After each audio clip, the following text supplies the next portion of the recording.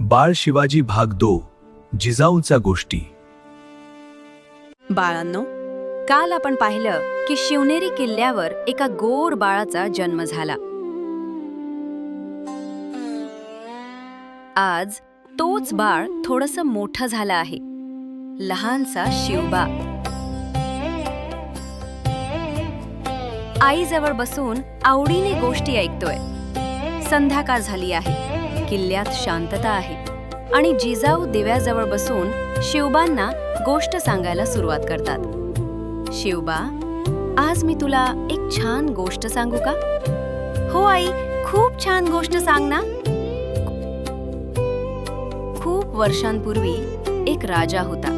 तो नेहमी सत्याची आणि न्यायाची बाजू घ्यायचा. जिजाऊ रामायणातली गोष्ट सांगत होत्या. त्या राजाचं नाव होतं राम. राम कधीच खोटं बोलत नसे आणि कधीच अन्याय सहन करत नसे. आई, राम खूप शूर होते का? हो माझ्या बाळा, पण राम फक्त शूर नव्हते, ते दयाळू आणि सत्यवानही होते. ही गोष्ट ऐकताना शिवबांच्या मनात प्रश्न उमटत होते. आई, मी पण मोठा झाल्यावर नेहमी सत्याची बाजू घेईन. शब्बास माझ्या शिवबा. जो सत्याशी प्रामाणिक राहतो तोच खरा राजा असतो. त्या एका वाक्यात शिवबांना जीवनाचा मोठा धडा मिळाला.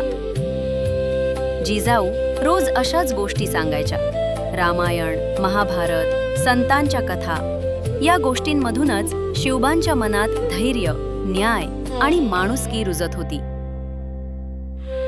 आई, राजा म्हणजे काय असतो? राजा म्हणजे तो जो आपल्या लोकांवर प्रेम करतो आणि त्यांचं रक्षण करतो. लहान शिवबा शांत झाला, पण त्याच्या मनात एक नवा विचार जन्म घेत होता. दिवा मंद झाला. शिवबा आईच्या कुशीत विसावला. देवा, माझ्या शिवबाला नेहमी योग्य मार्ग दाखव.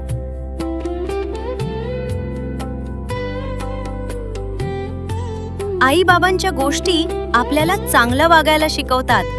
तर बाळांनो, या होत्या जिजाऊंच्या गोष्टी. पुढच्या भागात पाहूया शिवबा मावळात कसे खेळतात. बाल शिवाजी एपिसोड 3 लवकरच.